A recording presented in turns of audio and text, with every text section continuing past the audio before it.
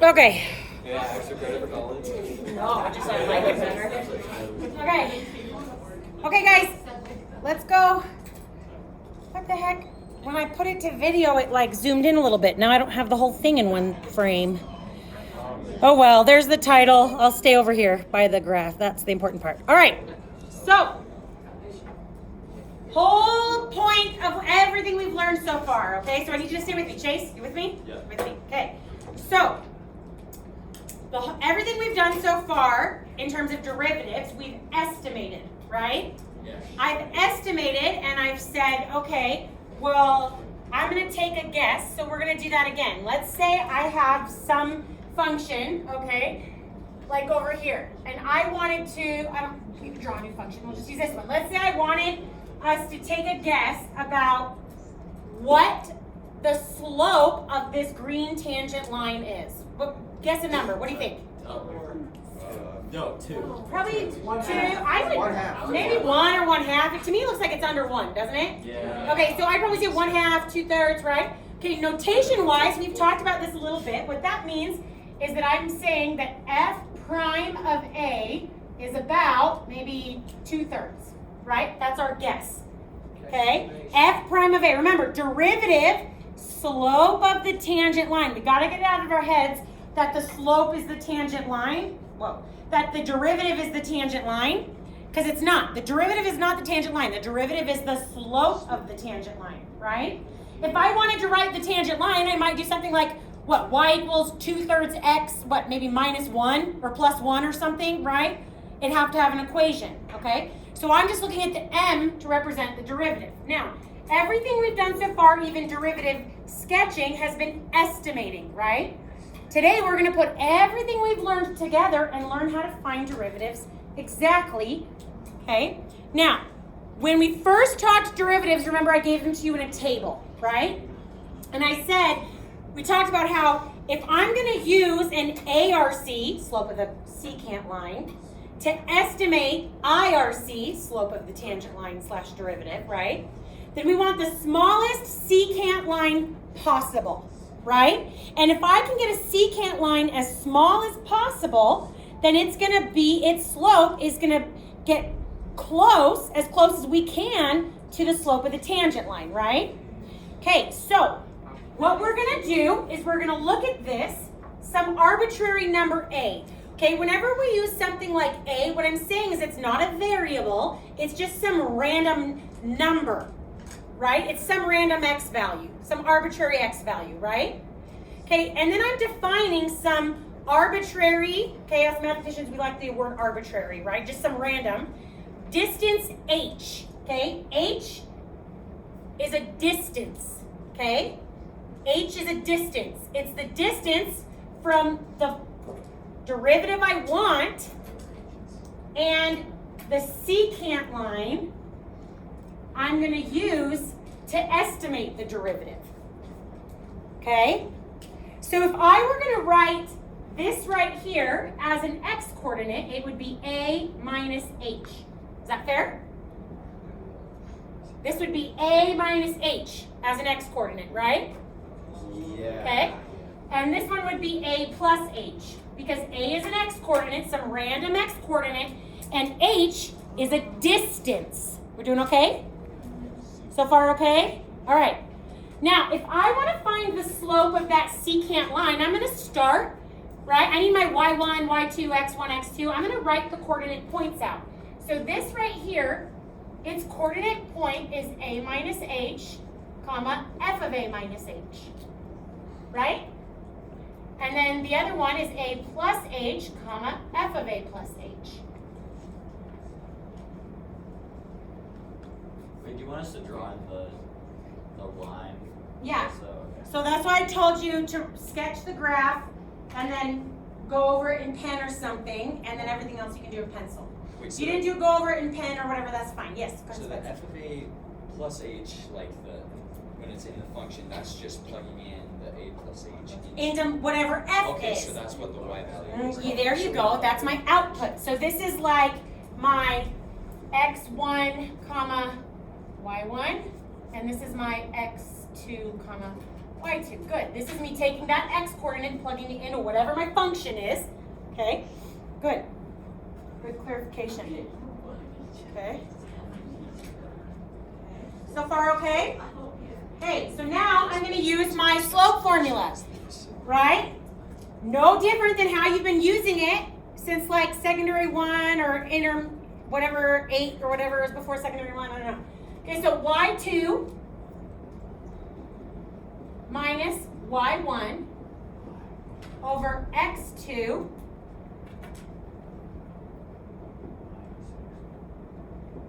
minus x1. So just our normal change in y over change in x, rise over run, right? y2 minus y1 over x2 minus x1. We doing okay? So this right here, right now, represents our slope of secant line or our average rate of change, right? Our ARC. Okay.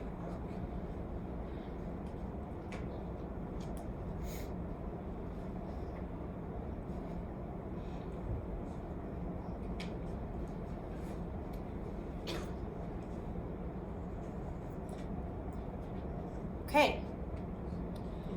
Now, the next question I'm going to ask you is our most important question of the whole year so far. It puts everything we've learned, okay?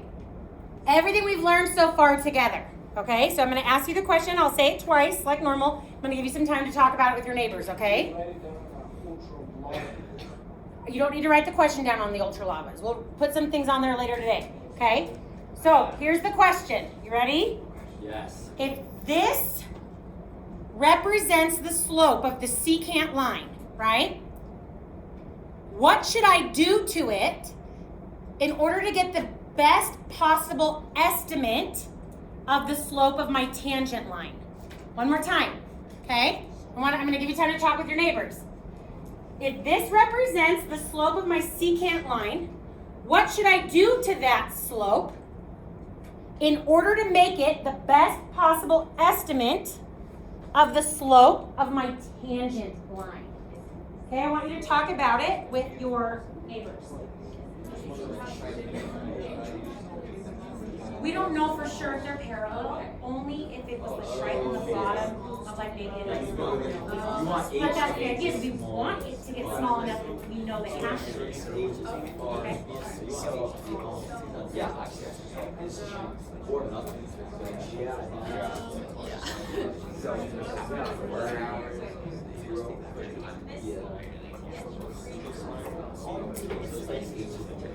Oh yeah.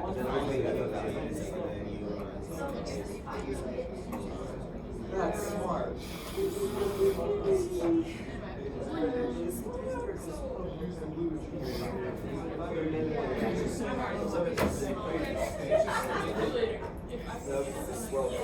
Another 20 seconds to come up with some ideas, and then we probably won't get it right away, but we'll be able to build off of each other.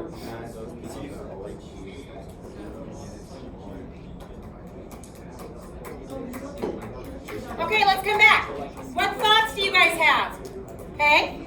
We may not get it right away. Hey guys up here, we're probably not going to get it right away. That's okay. Let's just share ideas. Here. Won't you want the h value to be really small so that the secant line is getting closer to the tangent? Okay. Does that make sense? In order to make this the best possible estimate, we want h to be as small as possible. Was that one of you guys? Was it Helen? Oh, yeah, I knew it. Am I saying it wrong? Helen? Oh, Helen, I'm sorry.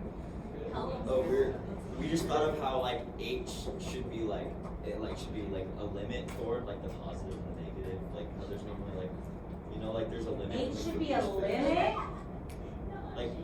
Like there's like the one direction coming from each side, and you want it to get as close to that thing as possible. So it's like What? the positive. Okay, hold on. Think about what they both said, and I want you to see if you can put them together. Okay? We're on the right track. Let's collaborate as a class. So he's saying, think of it like a limit. It's on each side, and I want it to get closer. We want h to be as small as possible. Okay? Anyone think they can build on that, or do you want another minute to talk? Okay, talk about those ideas with your neighbors for another little bit. Okay, build on it. We're collaborating, bouncing ideas off each other.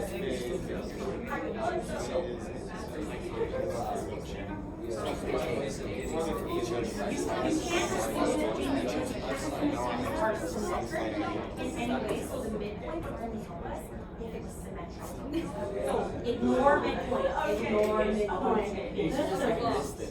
Yeah, it's just like a distance between two. In motion, it's like that's amplified.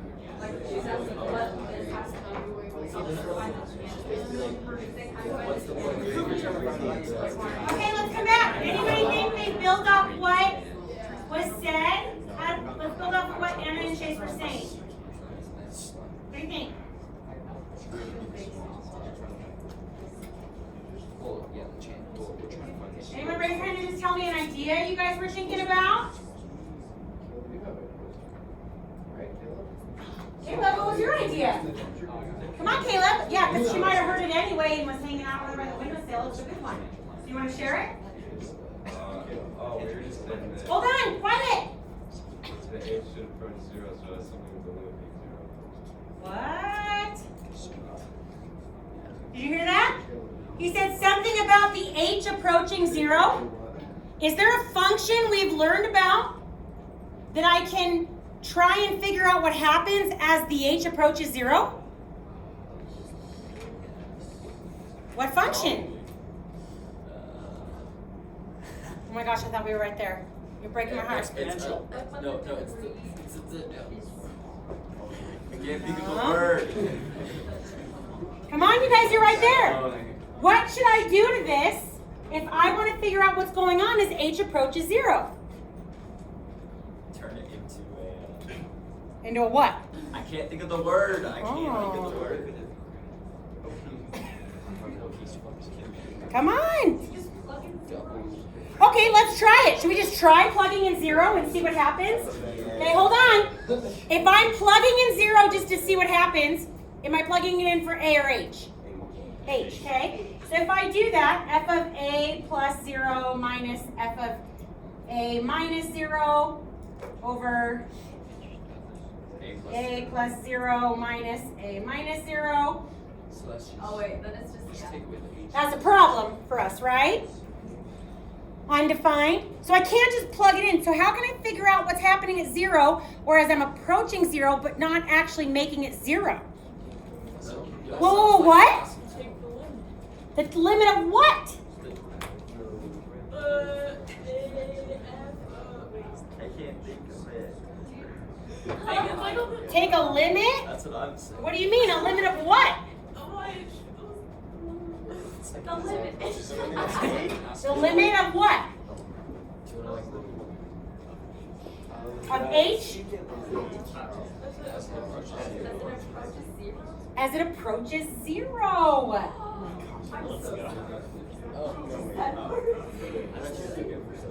Yeah, I thought it was going to be something along Yeah, I thought it was.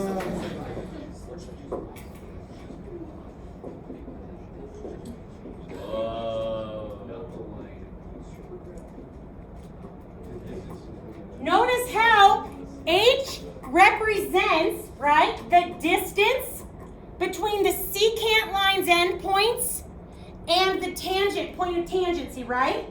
So if I want H to become 0, so I can figure out, because we don't care what H is, right? It's just some arbitrary number that we want to go away, actually, right? So the idea is more like, if I want this slope to get closer and closer to the green slope, then I want H to get as small as possible, right? Does this make sense? Okay, can I simplify the numerator at all if I don't know what family of function f is? I don't know if it's a sine or a log or a radical. I can't, right?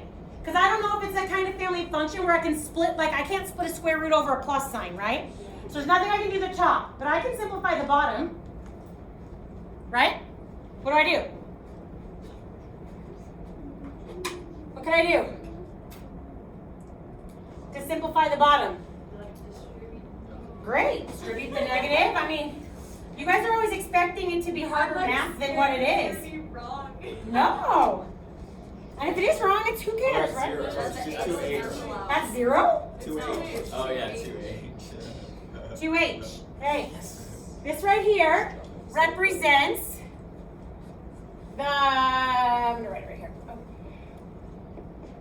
The slope, no, the derivative of f of x at x equals a is f prime of a equals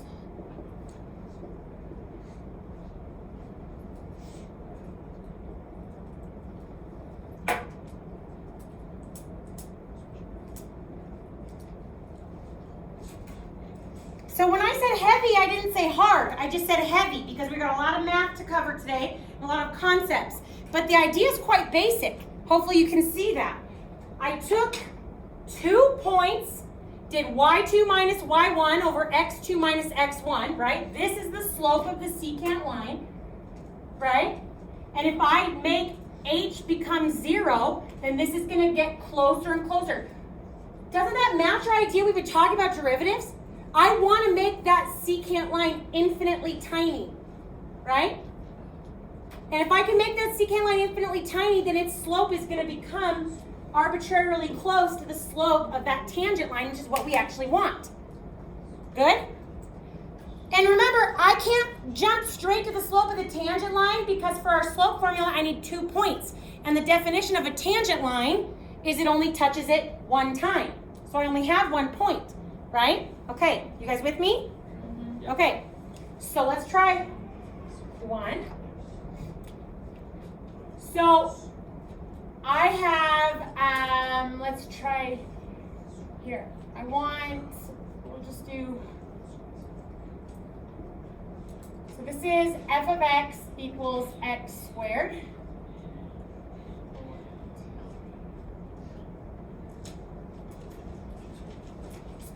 Okay. First, I want us to just take a guess. Okay. Now, if you're not in AP Physics, then ignore what I'm about to say. If you're in AP Physics, you may already know the shortcut rules for these. Great. Use the shortcut rules to check your answer. Okay. But what we're doing is we're learning the why. We're learning the building blocks. So it's a little bit longer of the process, and I want you to practice the algebra. We will use the shortcuts eventually, but not for a little while, okay? If you don't know what I'm talking about, great, that's preferred, okay? Now, first of all, let's just take a guess. If we were to estimate like we've been doing for the last couple weeks, estimate what f prime of 3 would be. 3. 3, 6, 3. Okay, how about I average those? Can I average those and say 4.5? Sure. Okay, great. Right? I'm just guessing what the slope of that line is, right? Okay? I'm just saying, okay, the rise over run of that line maybe is 4.5, because I heard a 3 and I heard a 6, so I averaged them. That's my guess. Good? You guys see what we're doing? Okay. So now, let's find it exactly. If I were to find it exactly using my derivative of f of x at a point, I'd have f prime of 3 is going to equal, we don't know what h is, that stays h because h is just some arbitrary distance. We don't care what that is. We want it to go away. Now this part here is the part that might get you on the first couple. You got to imagine this like a function composition, right? This is now asking for f of 3 plus h when my f of x is x squared, right? Function composition. So I take the x out and I put in 3 plus h, right? Function composition. Okay, so this is going to become 3 plus h squared minus 3 minus h squared over 2h. That's kind of, you'll get the hang of it, but at first that one's the kind of weird one. F of a plus h minus f of a minus h.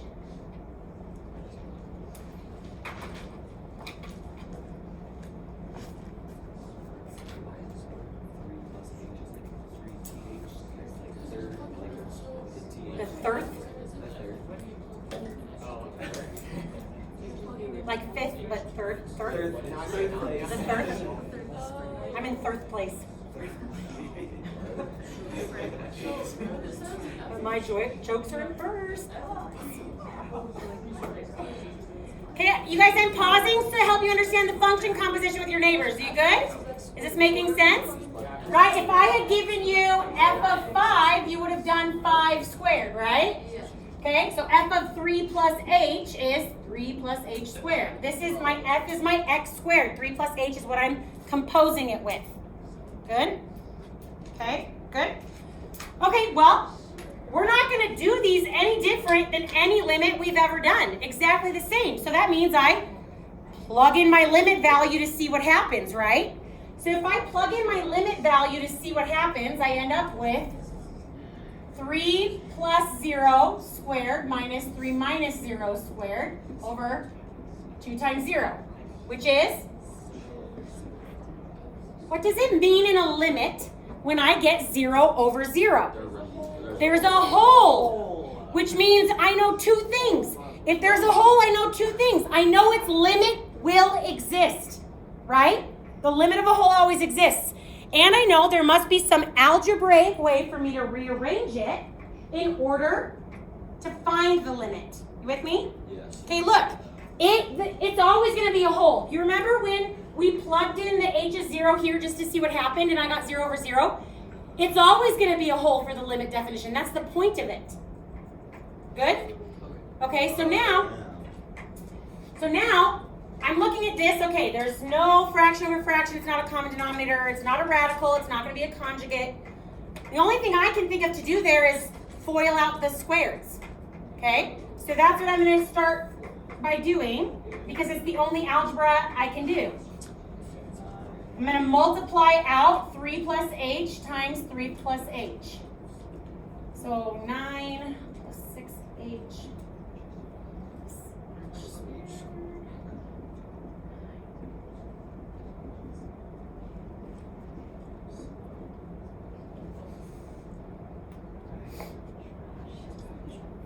I'm sure I don't even have to point out all the connections about what we're doing today with what we did all the last month, right? The limit value of a whole, okay? So we have to rearrange it algebraically and get rid of it, okay?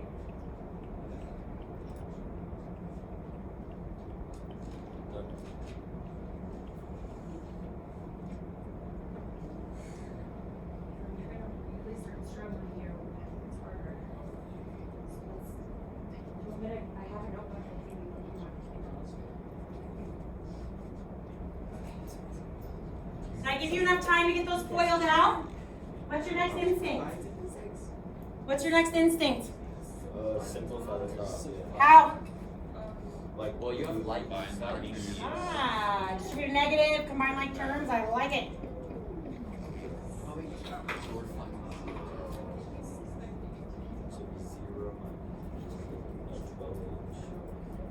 Please get in the habit of writing this stuff until like the whole time basically, or else you're gonna forget and get lost in the math on what you're doing.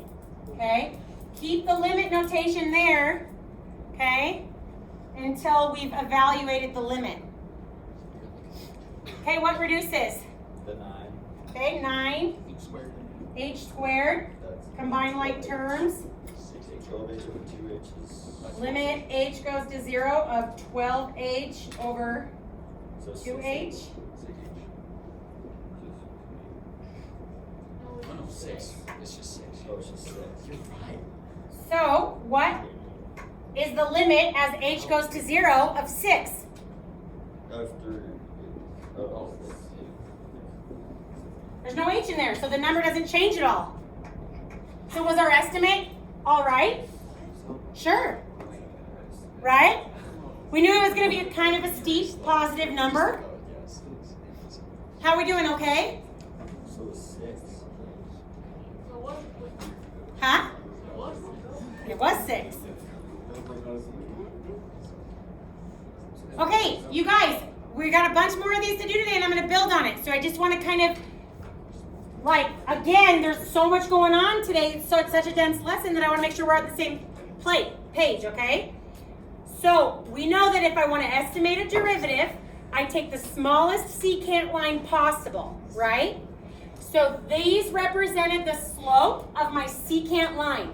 And now that I know limits, I can get incredibly small. I can get infinitely small if I take it as the distance between the secant and the tangent line gets to 0. The distance becomes 0, the secant line is infinitely tiny, right? Yeah. Okay? So that's representing the slope of the tangent line. So then I took this derivative definition for f of x at any point, right? And I took our specific f of x and our specific a value point, and I plugged it in and I did the algebra, and I came up with the exact derivative at 3 for f of x. Is that good? How are we doing, okay? That is the exact slope of the tangent line at 3 for f of x equals x squared. It's 6. It's 6. Okay, let's do more. You ready? Any questions? We will in a few weeks.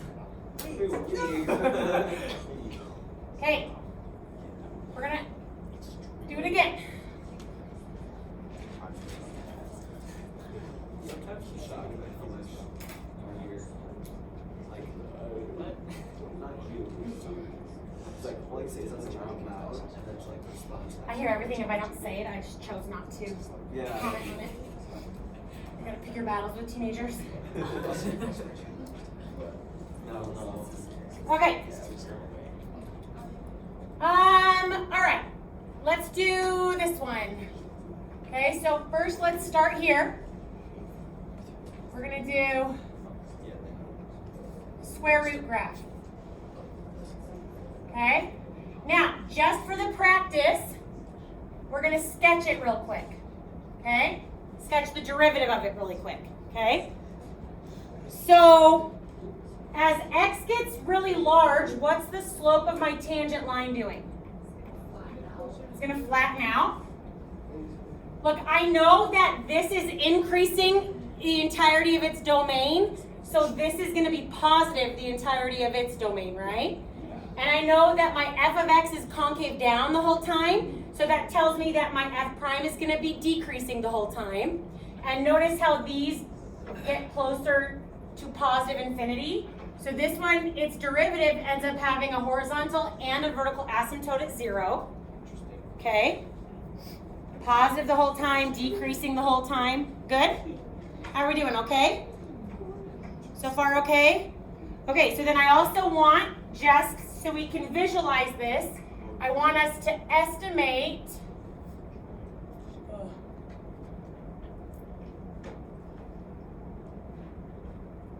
if I want us to estimate f prime of 4. What do you think f prime of 4 might be? Like an 8. Like an 8? Yeah. Okay. Is that an alright estimate? You guys happy with that? Okay. I know it's a positive number. I know it's less than 1, right? Okay. So everything we've done so far is just kind of reviewing what we did the last couple weeks, right? I did a quick sketch of the derivative graph, and then I estimated a derivative. Everybody with me? Okay, so now let's find what f prime of 4 is exactly. Does this estimate fit here also? Sure, that could be the 0.4, 1/8 for the derivative graph, right? Okay, good. Just making sure we connecting everything together. So, f prime of 4 is the limit as h goes to 0. This is the function composition. This is the tricky part. Square root of, what's our a? 4? 4 plus h minus the square root of 4 minus h all over 2h.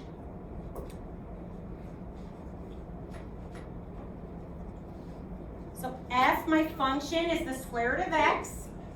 And I did a function composition where I plugged in my a plus h in for the x.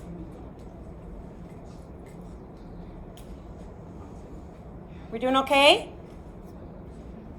Now I know we've already talked about how there are always going to be holes, but I'm just going to plug in the limit value Again, just so we continue to be in the habit of doing that. The first thing I should always do for a limit to see what happens is plug in the limit value. So the square root of 4 plus 0 minus the square root of 4 minus 0 over 2 times 0.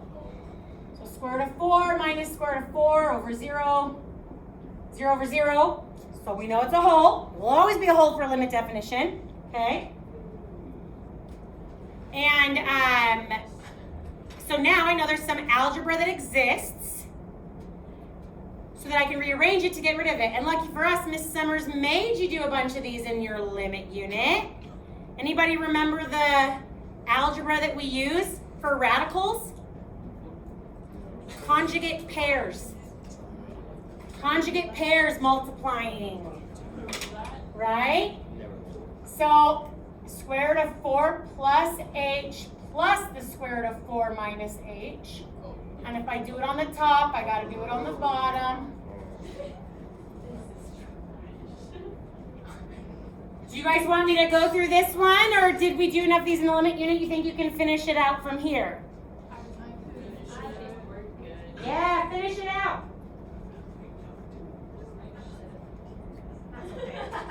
I've got a whole roll of toilet paper over there for you. Yeah. Who wants the tissue? Yeah. Or blow her nose. Either way. All your other teachers are so nice, they buy you guys Kleenex. I am too cheap for that, so I steal toilet paper from the janitor's office.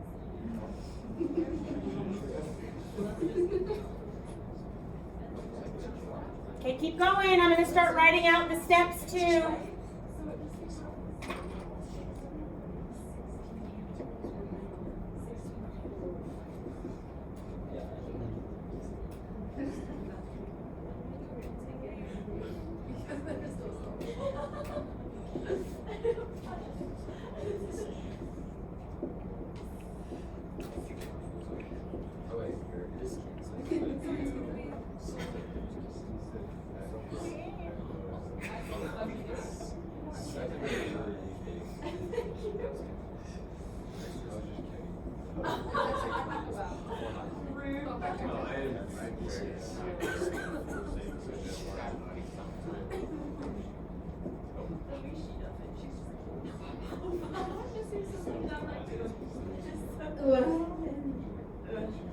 Okay, you guys, the trickiest part of this one, the part where you're probably going to make your mistake, is forgetting that on this one, when I get my, at the end here, the square root of 4 minus h squared, when that square root and that square cancel, this is still a grouping symbol, so that negative still has to distribute to both pieces. And it's not going to work out nicely if you don't distribute that negative to both pieces.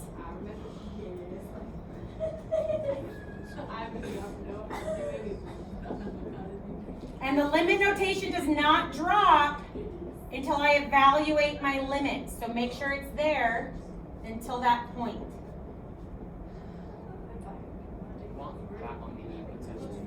Oh yeah.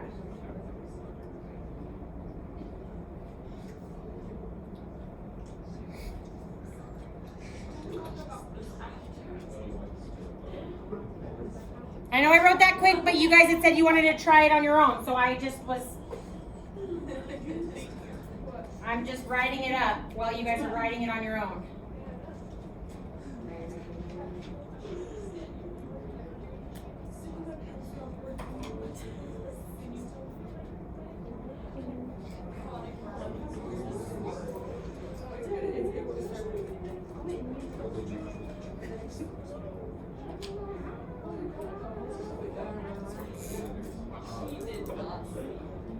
Are you guys behind where I'm at on the board, or are you guys at the same spot or ahead? Where are you at?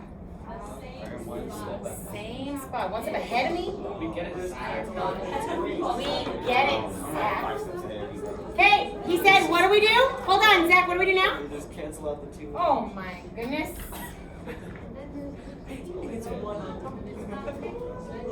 I'm still right, but for the wrong reason. That's awful.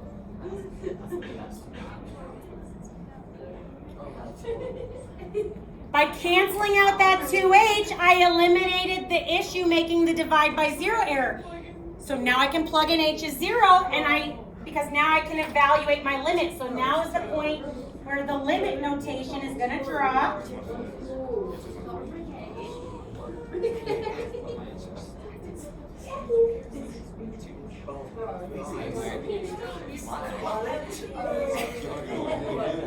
Check his answer.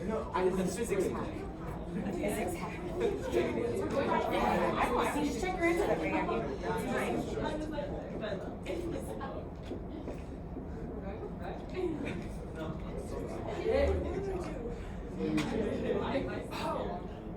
Now, hold on, I'm going to pause here for questions, and then I'm going to ask you a bunch of questions, okay?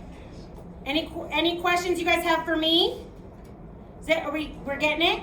Was our estimate pretty good? Sure. Yeah. So the actual slope there is 1/4. We estimated 1/8, right? Okay. Not too shabby, right? Now, bunch of things. The first thing I want to talk about is kind of random, okay? So I still have a lot of people saying, well, how do I know when the limit notation drops? Well, when you plug in the limit value, when I evaluate it, imagine it like this. This has nothing to do with this problem. I'm just trying to show you something to help it make sense, right? Think of it like an operator. If I gave you something like this, I can't just drop the square root as I'm simplifying inside the square root, right? I would continue to write the square root the entire time I'm working inside the square root until I take the square root, right? I can't just drop the square root up here while I'm working in the square root, right? That's like the limit notation, okay? You have to keep the limit notation, that's like the operator. While you're working in the limit, just like here, like while you're working in the square root, you can't just drop the square root, okay? So the limit notation is like the square root, it's like an operator. So you can't just drop it until I take the limit, which is when I plug in the limit value without a divide by 0 error anymore, okay? Does that help with that? Okay. Wait, so like you just keep it till you plug in 0? Yeah. Exactly. And here, I kept the square root until I actually took the square root, right? Okay, good. Now, the next question is back to our calculus connections. Okay? Do I have enough information at this point to write the equation of that red tangent line? What do I need to write the equation of a linear line? Slope and the intercept. I need the slope and I need a point. I don't need the intercept. Okay, here's where I want you to dig in your math brains, okay? Take any remembrance you have of slope-intercept form, y equals x plus b, and get rid of it. Slope-intercept form is the worst. It is not helpful. Here's why. Here's why. Let me show you. Let's say, you guys watch. I just want you to watch this, okay? If I were trying to figure out equations of tangent lines on here, and I use y equals mx plus b, wouldn't I have to then take every single point and find its y-intercept?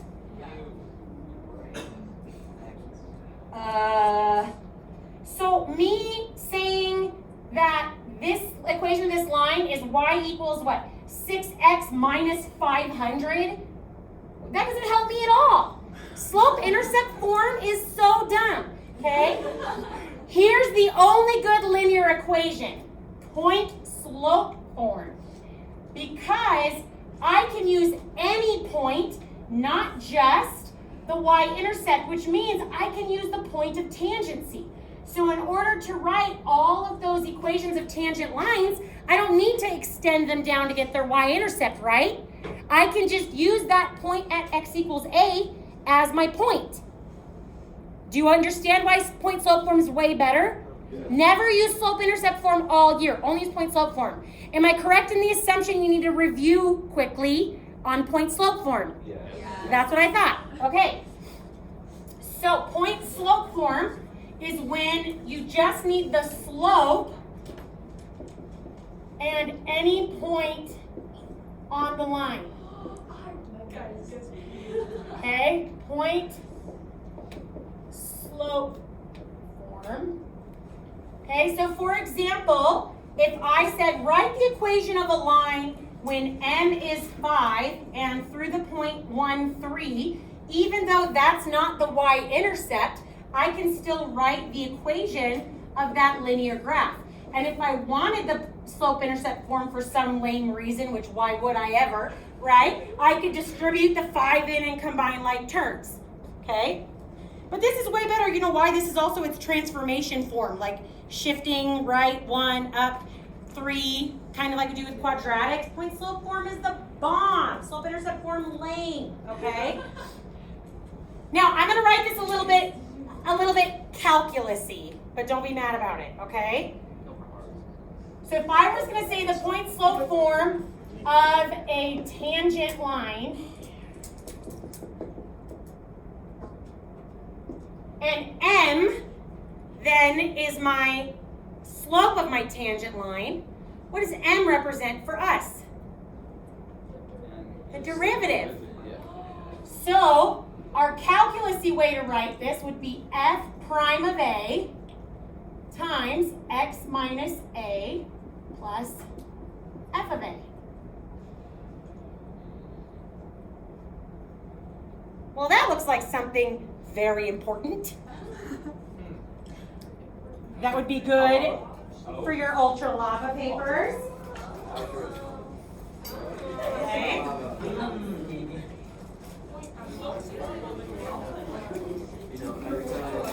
time it says F of A,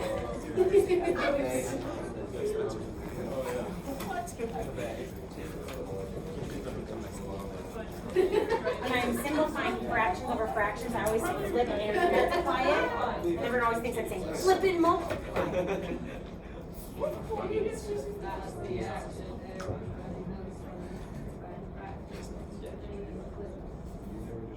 I hope you guys are starting to see what I meant. It's not necessarily that this lesson's super hard, but it's dense, right? It's a lot of heavy math. But aren't you glad you're here today? Oh yeah.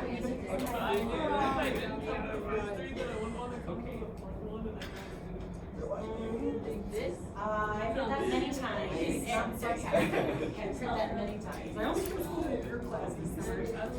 Then I go here. Okay, did I give you enough time to write that? We still got a lot to do in the last 17 minutes. Okay? Oh, isn't it? Okay, I can give you another 10 seconds to get that written on your ultra lavas. Hey, you guys, on your ultra lavas, you should be like maybe 2/3 full on the front side.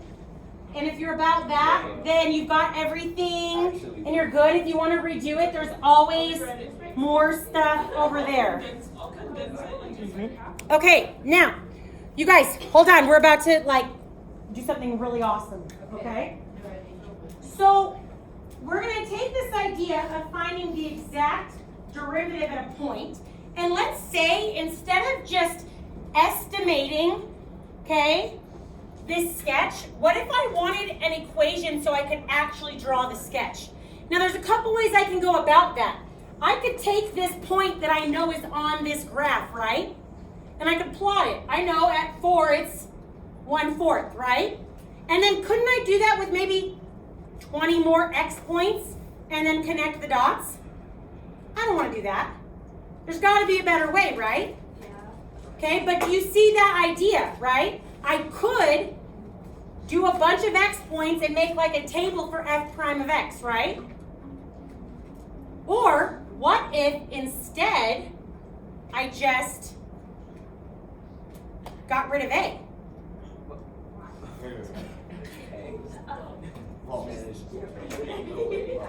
Look, what if I did it not just for a specific a, but for every a? Which means then my answer's no longer going to be a number. It's going to be an equation, right? Okay, if I look here, equal, it's awesome. Okay, look, if I look here, hold on, I want to know when the math is going to change. You can literally write over your work, so it doesn't take more time. if I am trying to figure out when the math is going to change, I'm just going to go through and make all my 4s x's. Right? Do you see what's different in the math so far? Not a thing, right? Okay, so if I went in and decided I wanted the general equation, there's nothing different in any of these. Because look, even here where I started having to deal with the 4, it added to 0, right? Yeah. Okay, so let's stop here. Well, actually, even here. Look, all through the limit process, you guys look, all through the limit process, what's different about my math? Nothing.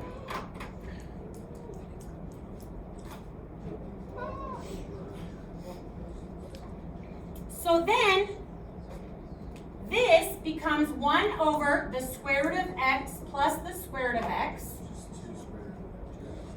or 1 over 2 square root of x is my f prime of x.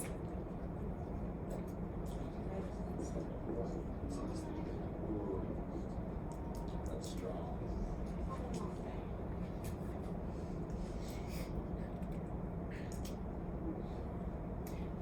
Hold on. Think to our rational functions. The degree of the top is less than the degree of the bottom, right? Degree 0, degree 1/2. So it should have a horizontal asymptote at 0. Well, so does our sketch. Vertical asymptote at 0, because that makes it 1 over 0, right? Matches our sketch, right? Square roots, I can only do those of positive numbers, so it restricts the domain to only the positives. That's our sketch. This is, if you graph it on your calculator, that's what this is. It is that graph. Whoa. Look at all these connections. Ah! Okay. Out of the park. Okay. So now, So it's the fish specifically.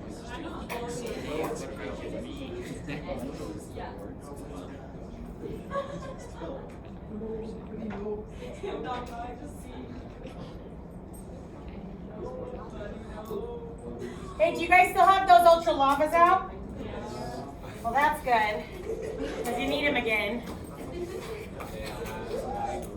Does anybody still need this stuff, or can I erase it to just the purple? Can I erase it? Yeah. Okay. You guys I want to go on Shark Tank and invent like a giant Etch-a-Sketch way to like erase a whiteboard. Or like, do you guys have those magnet drawing games when you're a little kid and you can go like that and it erases it? Yeah, amazing. Yeah. Okay, this is our first limit definition of a derivative. There's 3 of them. It needs to go on your ultra lavas. Yes. Quiet down, please. Then how would I get the pressure equal the whole time? Actually, my work if it was one of those brush erasers. Invest. Okay, you guys, we got a lot to do in the last 12 minutes. I need your focus. Okay, first limit definition of a derivative.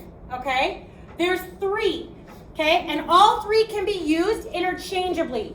Okay, and I'll show you that if there's time today, if not next time. But depending on the type of equation, as you go through and find them, you'll realize that you'll get the same answer in the end for all of the limit definitions. But sometimes, like, some are easier if I'm finding common denominators, some are easier if I have to use a conjugate. One of them is way easier. It's really the only one I should do if I ever see a cubic anywhere. So I want to get to that one today because there's some of those on your homework, okay? Now, I think there's 2 cubics on your homework. Okay, now, mathematicians were all lazy, right? So the guy who invented this, Mr. Newton himself, okay, he decided that there was a way to simplify this limit definition, okay? So the idea is that for a for a slope of a line, I only need 2 points, right? Well, he decided that over here, I'm bringing in 3 points. So he wants to simplify it. Okay, you ready for my magic trick for the day?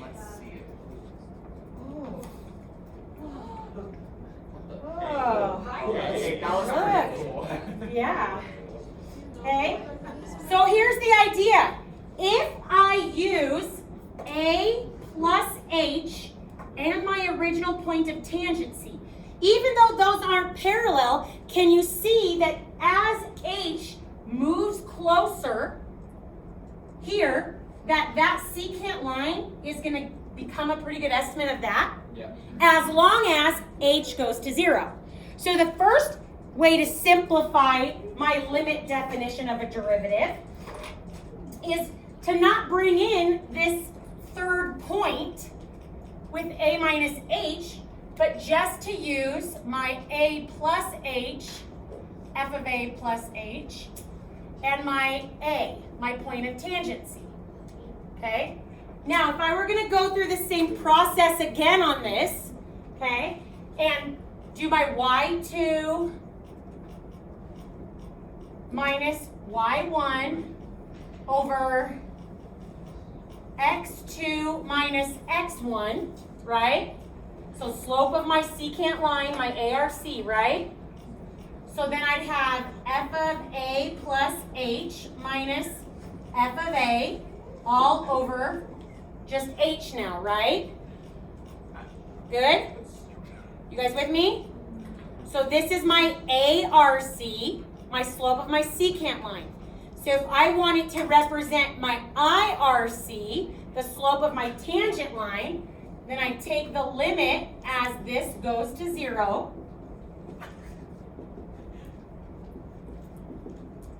And then if I want to generalize it for every A value,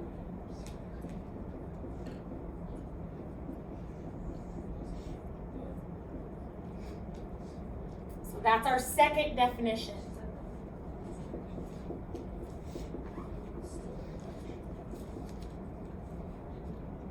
So basically the same idea, right? But in math, once we come up with something, we try and make it more and more simple. Okay?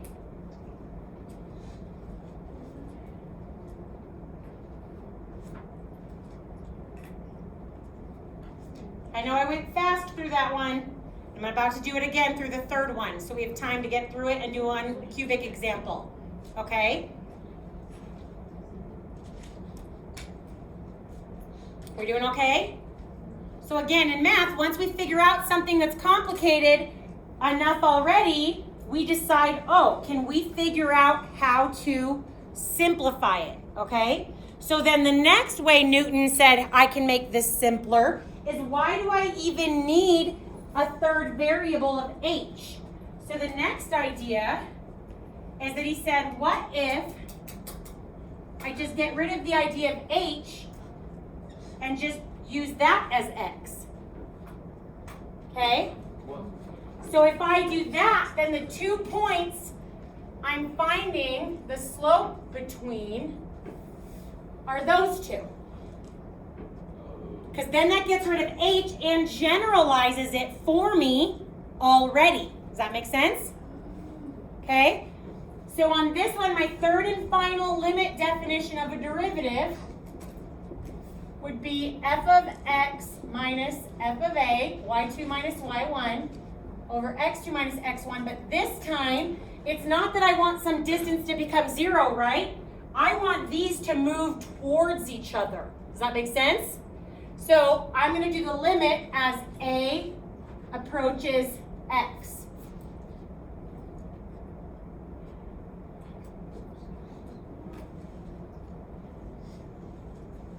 Those are the three. There's no more, just these three. And they're interchangeable, you said? Interchangeable. Meaning, when I say interchangeable, I guess I shouldn't say that, because that means it doesn't matter which one is which.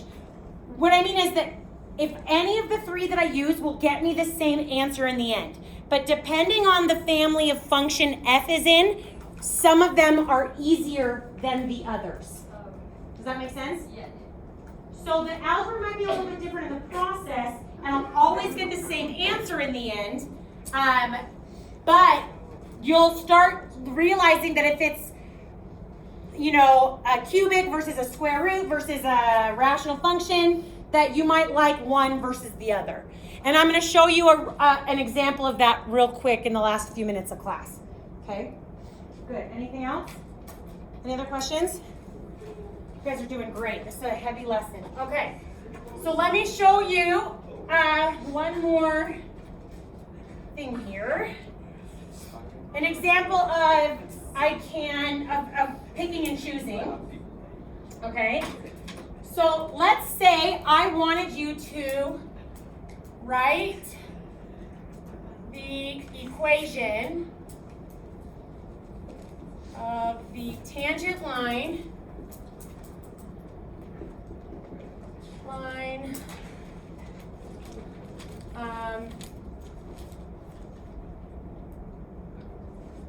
to f of x equals x cubed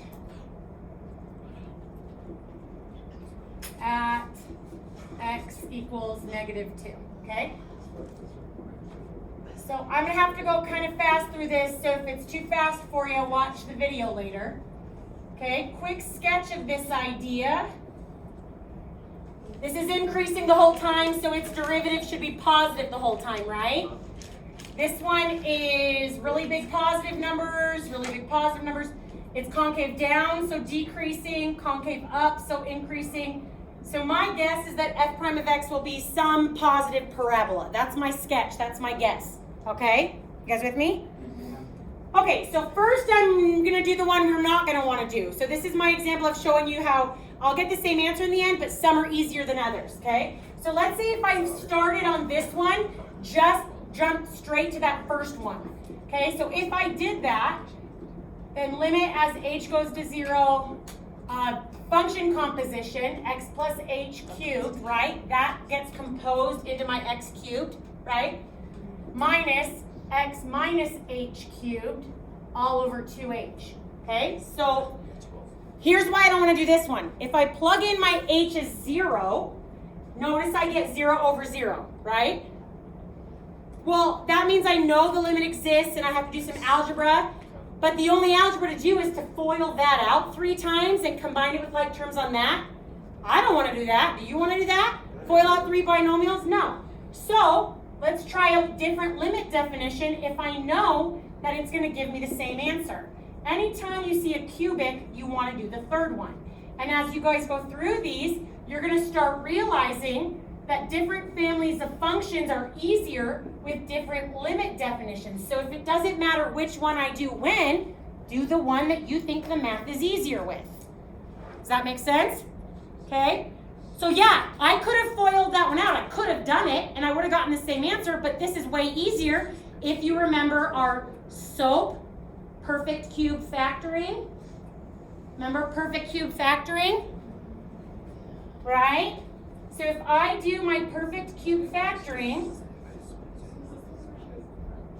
so x minus a, same, opposite, or a, yeah, x, a, x, and then always positive. Well, why the heck was that helpful?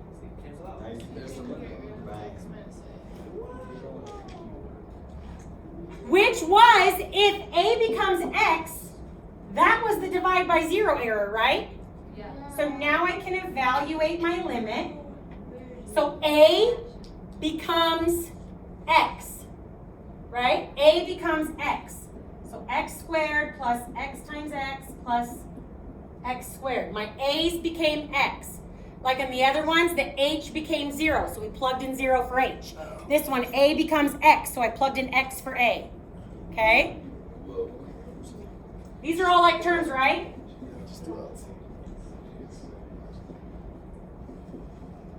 Positive parabola. Positive parabola.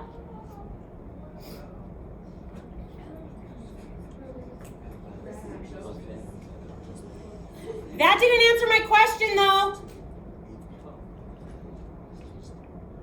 Write the equation of the tangent line to f of x equals x cubed at x equals -2.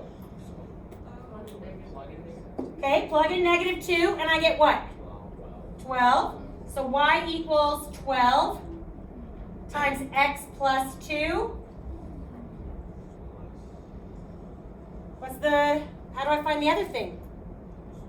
How do I find my f of a? Well, I have an equation and an x coordinate. Plug it in. What's f of a? Try again.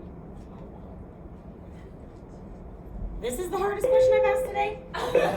Negative 8. Negative 8, right? I'm like, okay. Right, so f prime of negative 2 was 12, and f of negative 2 was negative 8. So that's the answer to my question. Hey, homework is from the book. It's over there. I'll also remind it out. Okay? Have a great one, you guys. Good job. Dense lesson today. It was a tough one. But hopefully you're